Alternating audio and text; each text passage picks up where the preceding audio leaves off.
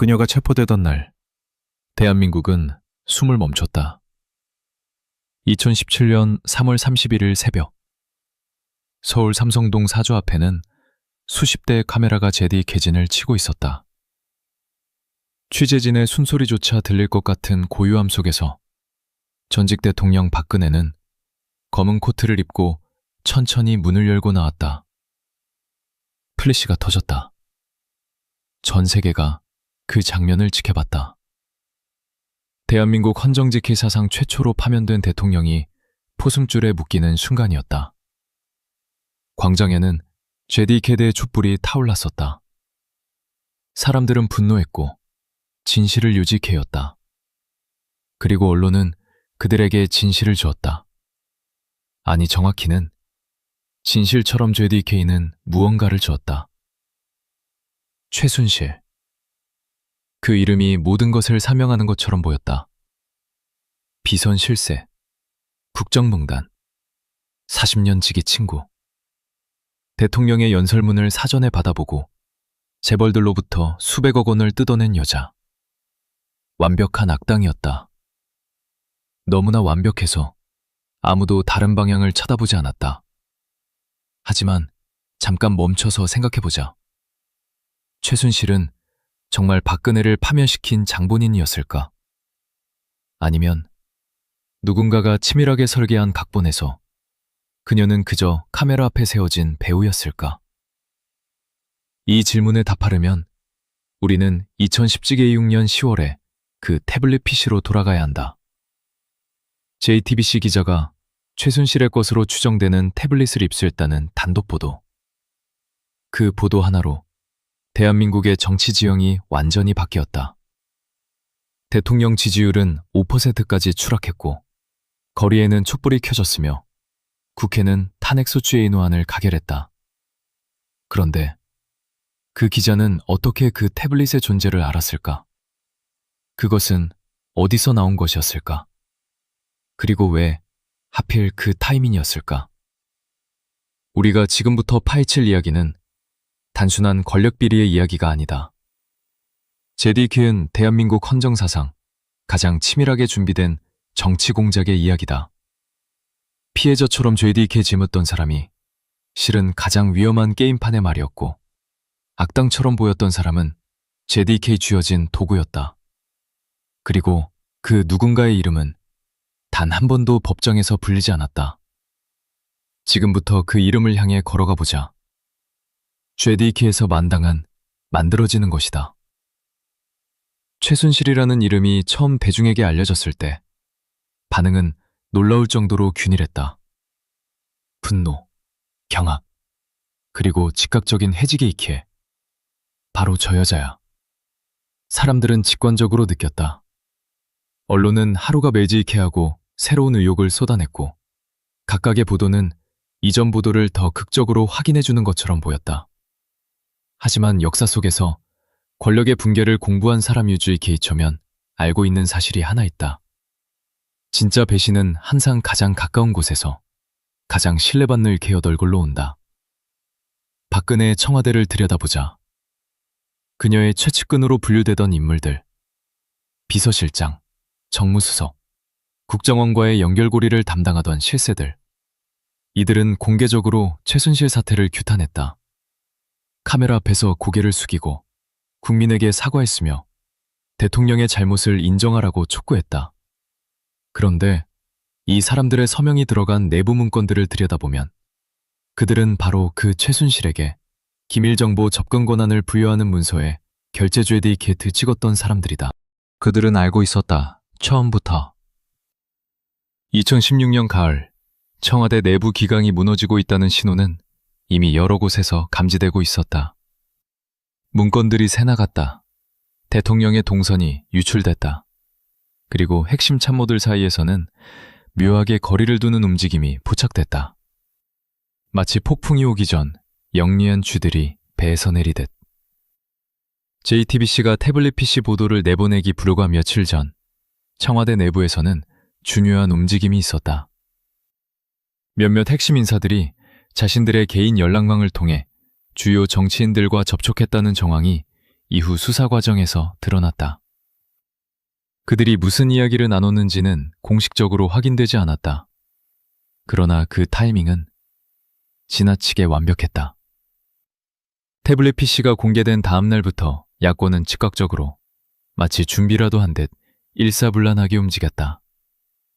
탄핵 시나리오가 너무도 신속하게 구체화됐다. 여론은 폭발적으로 돌아섰다. 심지어 여당 내에서도 이례적으로 빠른 속도로 탄핵 찬성 흐름이 만들어졌다. 이것이 자연 발생적인 민심의 폭발이었을까? 물론 국민의 분노는 진짜였다. 거리에 나선 수백만 시민의 목소리는 진짜였다. 그러나 그 분노를 정확한 타이밍에 정확한 방향으로 폭발시킨 도화선은 누가 당겼는가? 촛불은 자연적으로 켜지지 않는다. 누군가 불을 붙인다. 그리고 그 라이터를 쥔 손이 지금 우리가 찾아야 할 손이다. 모든 것은 1974년으로 거슬러 올라간다. 박근혜의 나이 22살. 어머니 유경수 여사가 광복절 기념식장에서 흉탄에 쓰러진 그 해. 그녀는 하루아침에 퍼스트레이디의 역할을 떠맡게 됐고 동시에 세상에서 가장 외로운 사람이 됐다. 바로 그 시점에 최태민이 등장한다. 최태민, 최순실의 아버지. 그는 종교인이었다. 아니, 정확히는 종교인의 외양을 가진 남자였다. 여러 종파를 거치며 독자적인 교단을 만들었고 박정희 대통령의 딸에게 접근하기 위해 편지를 보냈다. 내용은 충격적이었다. 어머니의 영혼이 나를 통해 당신에게 말하고 있다. 보통의 사람이라면 그 편지를 쓰레기통에 던졌을 것이다. 그러나 박근혜는 만났다. 이후 최태민과 박근혜의 관계는 10년 넘게 이어졌다. 박정희 대통령조차 이 관계를 우려했다는 기록이 남아있다. 중앙정보부는 최태민에 대한 내사보고서를 작성했고 그 내용은 심리적 지배라는 표현을 포함하고 있었다. 그러나 딸의 고집을 꺾지는 못했다. 최태민은 1994년 사망했다. 그리고 그의 역할은 딸 최순실이 물려받았다. 여기서 중요한 질문을 해야 한다. 최순실은 어떻게 그 막강한 영향력을 유지할 수 있었을까? 단순히 오랜 친분 때문이었을까? 아니면 그녀 뒤에 또 다른 구조가 있었을까? 최순실의 인맥 지도를 펼쳐보면 흥미로운 사실이 드러난다. 그녀의 주변에는 단순한 친구들이 아닌 대한민국의 권력 핵심부와 연결된 인물들이 촘촘하게 배치되어 있었다. 재벌 그룹의 임원들, 전직 고위 관료들, 그리고 이름을 공개적으로 말하기 어려운 그러나 분명히 존재하는 몇몇 인물들. 2016년 사태가 터졌을 때 수사기관은 최순실의 금융거래 내역을 들여다봤다. 거기서 발견된 것은 단순한 재벌들의 후원금만이 아니었다.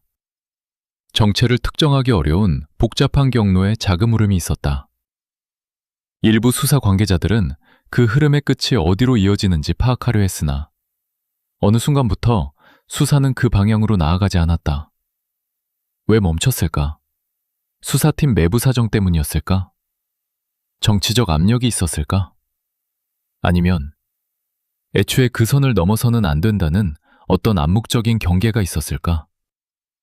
박근혜는 법정에서 대부분의 혐의를 부인했다.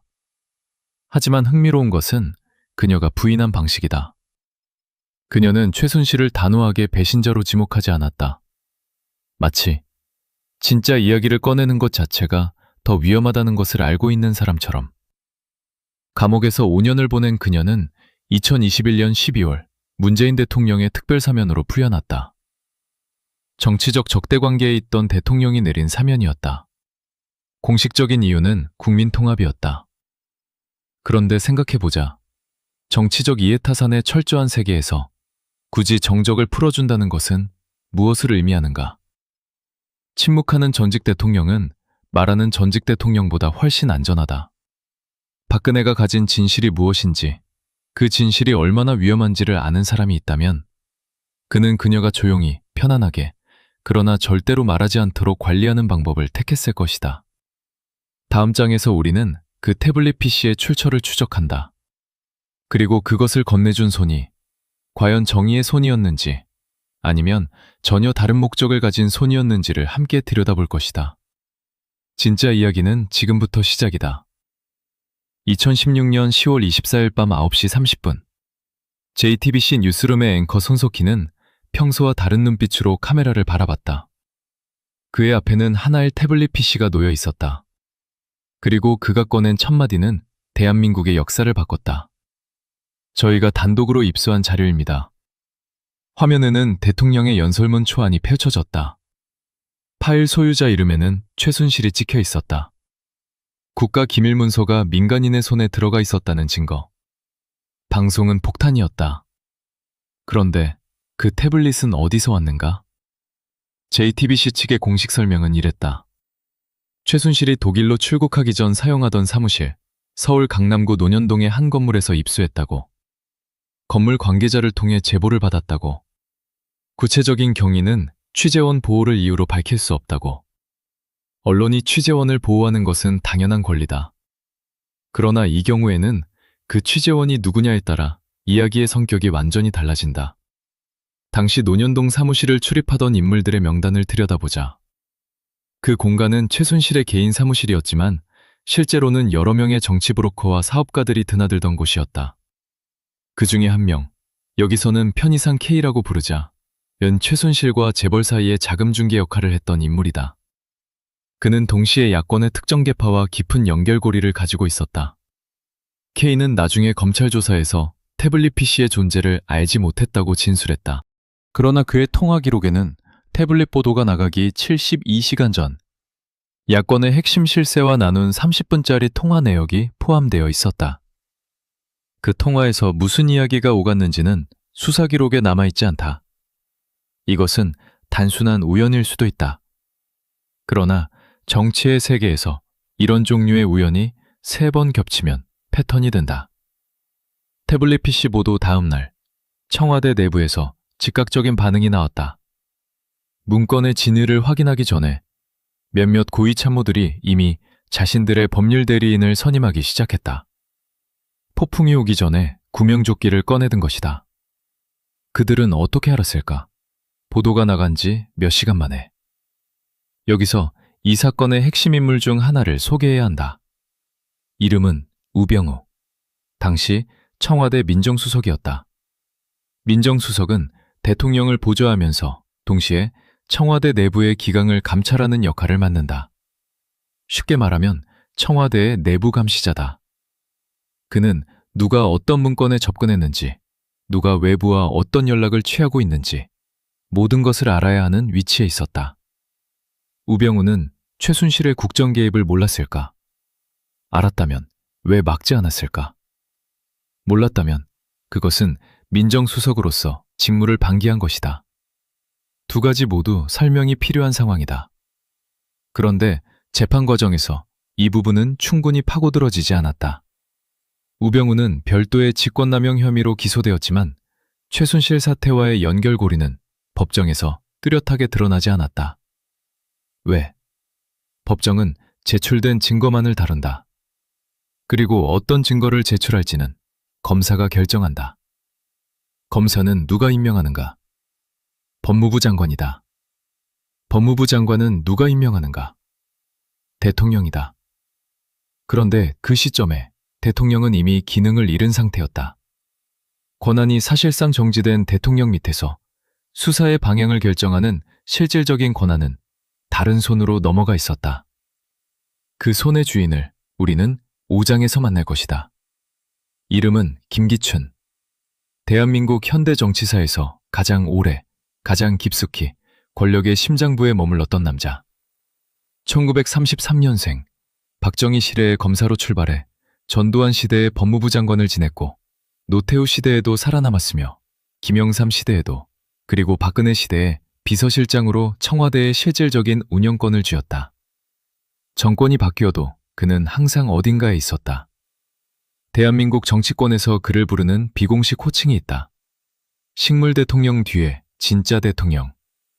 박근혜가 대통령이 된 2013년, 김기춘은 비서실장으로 임명됐다. 나이가 80이 다 된 노정치인이 왜 다시 청와대로 들어왔을까? 공식적인 설명은 풍부한 국정 경험을 활용하기 위해서였다. 그러나 권력의 언어를 읽을 줄 아는 사람들은 달리 해석했다. 박근혜는 정치 경험이 부족했다. 그녀는 아버지의 후광으로 당선됐지만 실제 국정 운영의 복잡한 메커니즘을 혼자서 감당하기 어려웠다. 그 공백을 채운 것이 김기춘이었다. 문제는 그 공백을 채우면서 그가 채운 것이 단순한 행정부자만이 아니었다는 것이다. 청와대 전 관계자들의 증언을 종합하면 김기춘 비서실장 체제 아래서 청와대의 의사결정 구조는 크게 바뀌었다. 장관들이 대통령에게 직접 보고하는 채널이 줄어들었다. 모든 정보는 비서실을 거쳐야 했다. 대통령에게 전달되는 내용은 비서실장의 필터를 통과한 것이었다. 대통령이 세상을 보는 창문을 누군가 통제하고 있었다. 그리고 최순실은 그 시스템 안에서 어떤 위치에 있었는가? 흥미로운 사실이 있다. 최순실이 청와대 문건에 접근하는 것을 실무적으로 가능하게 한 여러 채널들. 그 채널들이 만들어진 시기는 대부분 김기춘이 비서실장으로 있던 기간과 겹친다. 김기춘은 최순실의 존재를 알고 있었을까? 재판에서 그는 몰랐다고 했다. 그러나 그가 비서실장을 맡기 수십 년 전부터 그는 최태민과 박근혜의 관계를 감시하고 보고했던 정보라인과 연결돼 있었다.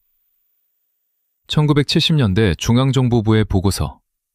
박정희 대통령이 최태민을 경계하라는 내용이 담긴 그 보고서를 작성하고 유통시킨 라인 안에 당시 검사 출신의 젊은 김기춘이 있었다. 그는 최태민을 알았다. 최태민의 딸 최순실을 몰랐을 리 없다. 그렇다면 그는 최순실이 청와대에 침투하는 것을 막지 않은 것인가? 아니면 막지 못한 것인가? 아니면 막을 이유가 없었던 것인가? 2016년 10월 최순실 사태가 터졌을 때 김기춘은 이미 비서실장 자리에서 물러난 뒤였다. 타이밍은 절묘했다. 폭풍이 오기 전에 배에서 내린 것처럼. 그는 이후 문화계 블랙리스트 사건으로 별도 기소되어 실형을 선고받았다. 그러나 최순실 게이트의 핵심 설계자로는 끝내 법정에 서지 않았다. 왜 수사는 그를 향해 더 깊이 파고들지 않았을까? 한 전직 검찰 관계자는 임명을 조건으로 이렇게 말했다. 김기춘이 가진 파일의 무게를 아는 사람은 그를 건드리지 않는다. 파일의 무게란 무엇인가? 수십 년 동안 대한민국 권력의 심장부를 오간 남자가 가지고 있을 정보들. 누가 언제 무엇을 했는지에 대한 기록들. 그것은 무기다. 그리고 그 무기를 가진 사람은 필요에 따라 누구든 겨눌 수 있다. 박근혜가 무너지는 과정에서 김기춘은 침묵했다. 그녀를 지키려 하지 않았다. 공개적으로 편을 들지도 않았다. 40년 넘게 권력을 함께한 사람이 정작 그 사람이 무너지는 순간에 침묵한다면 그것은 배신이 아닌가? 아니면 그것이 처음부터 계획된 결말이었는가? 2016년 가을, 대한민국의 대기업 총수들은 극도로 불안한 상태였다. 최순실 사태가 터지면서 언론은 재벌들의 이름을 하나씩 호명하기 시작했다. 삼성, 롯데, SK, 현대, CJ. 수백억 원이 최순실이 관련된 재단에 흘러들어갔다는 보도가 쏟아졌다. 검찰은 수사를 시작했다. 총수들은 법정에 서게 될 운명이었다. 그러나 이 재벌들이 처한 상황을 좀 더 자세히 들여다보면 그들이 단순한 공범이 아니었다는 사실이 드러난다. 이재용을 보자. 삼성그룹 부회장. 당시 그는 삼성의 지배구조 개편이라는 절박한 과제를 안고 있었다. 삼성물산과 제일모직의 합병. 이것은 이재용이 그룹 지배권을 아버지 이건희 회장으로부터 물려받기 위한 핵심 작업이었다. 그리고 그 합병에는 국민연금의 찬성표가 필요했다. 국민연금의 의결권을 사실상 좌우하는 것은 정부였다. 2015년 삼성물산 제일모직 합병은 통과됐다. 국민연금은 찬성표를 던졌다. 나중에 밝혀진 바로는 당시 보건복지부 장관이 국민연금 측에 압력을 넣었다는 정황이 수사에서 드러났다. 그리고 그 직후부터 삼성은 최순실 재단에 수백억 원을 지원하기 시작했다. 이것은 뇌물인가? 협박에 의한 강제 기부인가? 법정은 이것을 뇌물로 봤다. 이재용은 유죄 판결을 받았다. 그러나 이재용 측 변호인들은 줄기차게 주장했다. 우리는 강요받았다. 거절할 수 없었다. 누가 강요했는가? 최순실인가? 아니면 최순실을 내세운 누군가인가? 여기서 또 다른 인물이 등장한다.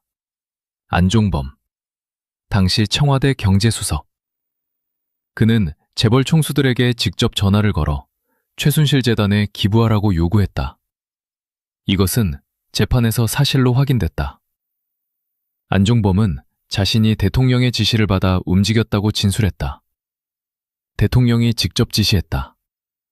그렇다면 박근혜는 단순한 피해자가 아니었던 것인가? 이 지점에서 이야기는 복잡해진다. 박근혜가 최순실에게 조종당한 것인지, 아니면 박근혜가 최순실을 도구로 활용한 것인지, 이 경계선은 재판 과정에서도 명확히 그어지지 않았다. 그러나 한 가지는 분명하다. 재벌들은 단순히 돈을 뜯긴 피해자가 아니었다. 그들은 각자의 이해관계를 가지고 이 게임에 참여했다. 삼성은 지배구조 합병을 원했다. 롯데는 면세점 사업권을 원했다. SK는 총수 사면을 원했다. 그들은 최순실 재단에 돈을 냈고 원하는 것을 얻었다. 거래였다. 문제는 그 거래의 중개인이 최순실 혼자였냐는 것이다. 한 재벌그룹의 전직 전략실 임원은 익명을 조건으로 이런 이야기를 했다. 최순실에게 돈이 가기 전에 먼저 다른 루트로 요청이 왔다. 청와대를 통한 게 아니었다. 훨씬 더 간접적인 채널이었다. 우리는 그 채널이 어디서 오는 건지 알았기 때문에 거절할 수 없었다. 그 채널이 어디서 왔는지 그 임원은 끝내 말하지 않았다. 그러나 그가 말한 훨씬 더 간접적인 채널. 이것은 단순한 청와대 라인이 아니었다. 재벌들이 가장 두려워하는 것은 검찰 수사다. 그리고 검찰 수사를 좌우하는 것은 법무부다. 그리고 법무부의 인사와 방향에 영향력을 행사해온 오래된 라인이 있다. 그 라인의 중심에 다시 한번 익숙한 이름이 등장한다. 재벌들은 돈을 냈다. 그리고 사태가 터지자 가장 먼저 수사에 협조했다. 이재용은 박영수 특별검사에게 최순실과의 관계를 진술했다. 그 진술은 박근혜를 겨냥한 핵심 증거가 됐다. 피해자가 증언자가 됐다. 증언자의 증언은 대통령을 감옥으로 보냈다. 그리고 이재용은 최종적으로 사면됐다.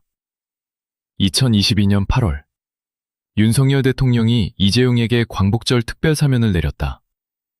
경제 활성화를 위해 기업인을 석방한다는 명분이었다. 아름다운 마무리였다. 모두가 원하는 결과를 얻었다. 대통령은 감옥에 갔다. 재벌은 사면됐다. 그리고 진짜 게임을 설계한 사람은 어딘가에서 조용히 다음 수를 놓고 있었다. 2016년 12월 박영수 특별검사가 임명됐을 때 대한민국 국민은 환호했다. 드디어 진짜 수사가 시작된다. 성역 없는 수사. 권력의 눈치를 보지 않는 독립적인 칼날. 언론은 박영수를 저승사자라고 불렀다. 그의 임명은 정의의 승리처럼 보였다. 그러나 특검이라는 제도의 작동 방식을 아는 사람들은 다른 질문을 했다. 특검은 누가 추천하는가? 법률에 따르면 특검 후보는 대한한국법학교수회와 대한변호사협회가 각각 추천한다. 그리고 그 추천 과정에는 보이지 않는 손이 개입할 여지가 있다. 법조계의 인맥 지도를 아는 사람이라면 누구를 추천하느냐가 수사의 방향을 결정한다는 사실을 안다. 박영수는 어떤 사람인가? 1949년생, 서울대 법대 출신, 대검찰청 중앙수사부장을 지낸 검찰의 거물. 그리고 이 부분이 중요하다. 그의 사위는 블랙리스트 의혹과 연루된 문화체육관광부 공무원이었다. 특검 팀장이 수사 대상과 직접적인 가족관계에 있었다. 이것은 나중에 문제가 됐다. 박영수 특검은 이 부분에 대해 이해충돌 가능성을 부인했다. 그러나 수사가 마무리된 뒤 그의 사위는 관련 혐의에서 비교적 가벼운 처분을 받았다. 그리고 더 충격적인 사실은 나중에 드러났다.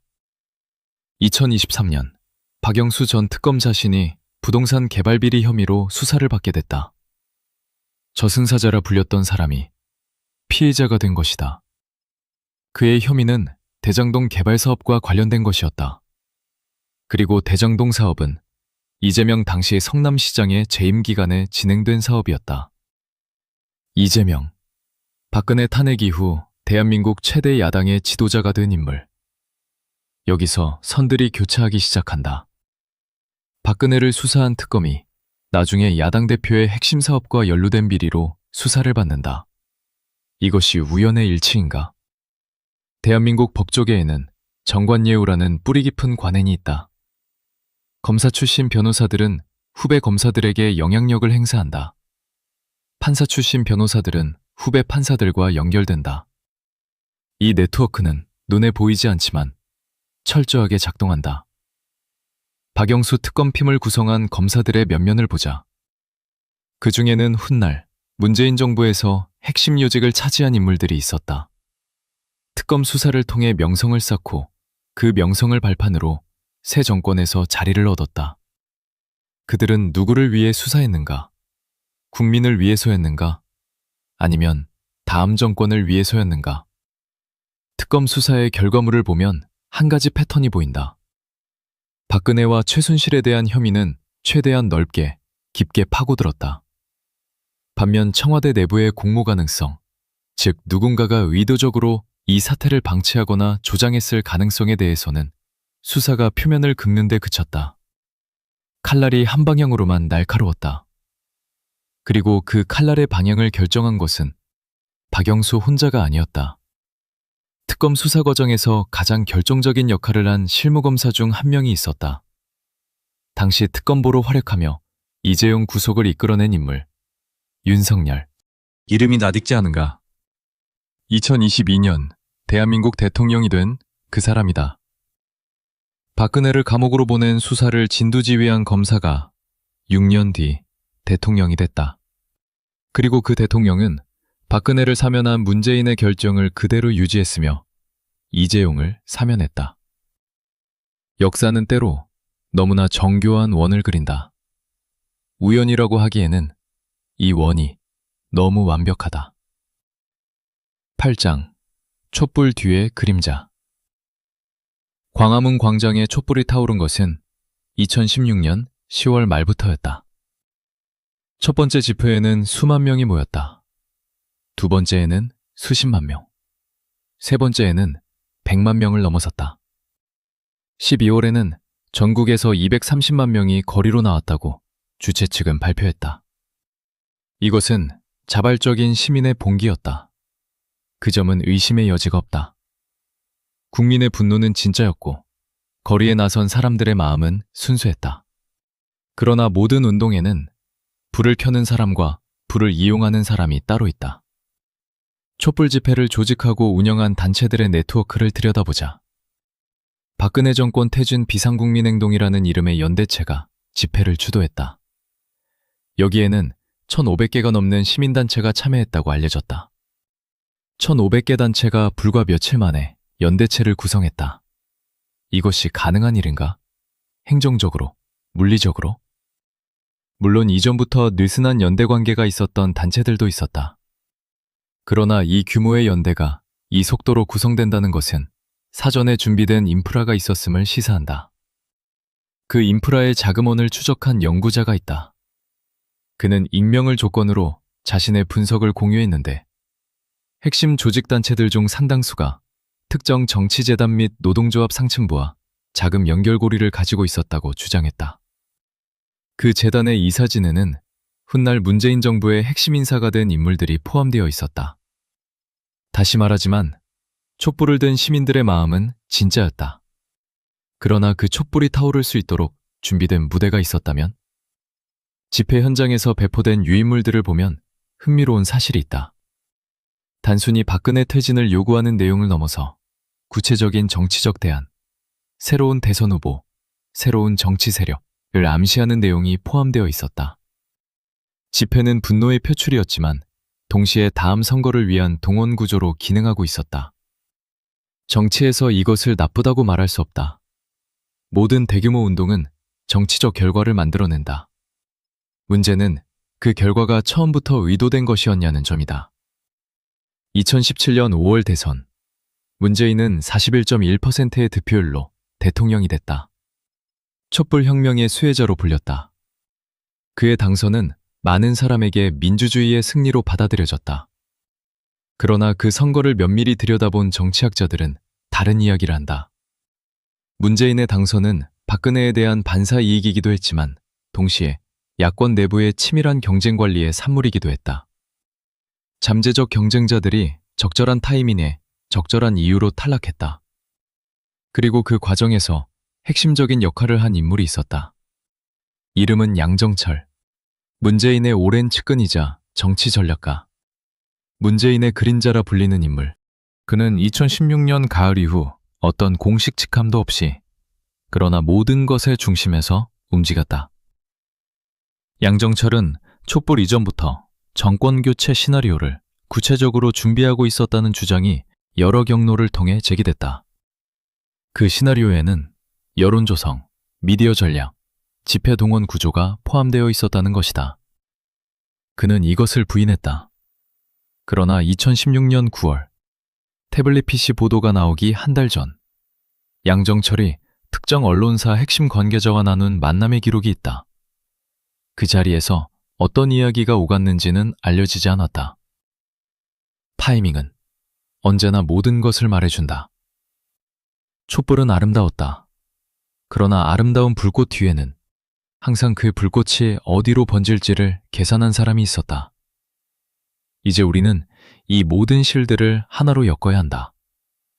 박근혜를 파멸시킨 것은 최순실이 아니었다. 최순실은 도구였다. 40년의 신뢰관계로 대통령의 판단력을 흐리게 한 도구. 그러나 도구는 스스로 움직이지 않는다. 도구를 쥔 손이 있다. 그 손의 주인을 향해 우리는 9개의 장을 걸어왔다. 그리고 이제 그 이름들을 나열할 시간이다. 첫 번째 이름, 김기춘. 그는 박근혜 정권의 비서실장이었지만 실질적으로는 청와대의 모든 정보 흐름을 통제한 사람이었다. 최순실의 국정 개입이 가능했던 구조적 토대를 만든 것은 그가 비서실장으로 재직하던 시기였다. 그는 최태민의 존재를 1970년대부터 알고 있었다. 그는 최순실이 청와대에 침투하는 과정을 막을 수 있는 위치에 있었다. 그리고 막지 않았다. 왜? 가장 합리적인 설명은 이것이다. 최순실의 존재는 그에게도 유용했다. 대통령이 최순실을 통해 정보를 얻고 판단을 내리는 구조는 대통령을 실질적으로 고립시키는 효과가 있었다. 대통령이 독자적인 판단 채널을 가지지 못할수록 비서실장의 권력은 커진다. 박근혜는 최순실을 통해 세상과 소통했다. 그리고 청와대의 공식 보고 라인은 김기춘을 통해 움직였다. 두 채널 모두 박근혜 자신이 통제하는 것이 아니었다. 그녀는 자신이 결정권자라고 믿었지만 사실은 두 채널 사이에서 정보를 선별적으로 공급받는 수신자에 가까웠다. 두 번째 이름, 우병우. 민정수석으로서 그는 청와대 내부 기강의 마지막 방어선이었다. 최순실의 문건 접근, 박정 인사 개입, 재단 자금 흐름, 이 모든 것이 민정수석의 감찰 레이더에 포착되지 않았다는 것은 불가능하다. 그가 몰랐다면 무능이고 알았다면 공모다. 어느 쪽이든 그는 박근혜를 보호하지 않았다. 그리고 결정적으로 우병우는 최순실 사태가 터지기 직전 자신의 가족 비리 의혹으로 이미 언론의 집중 포화를 받고 있었다. 그의 장인이 소유한 땅 문제, 아들의 군복무 의혹.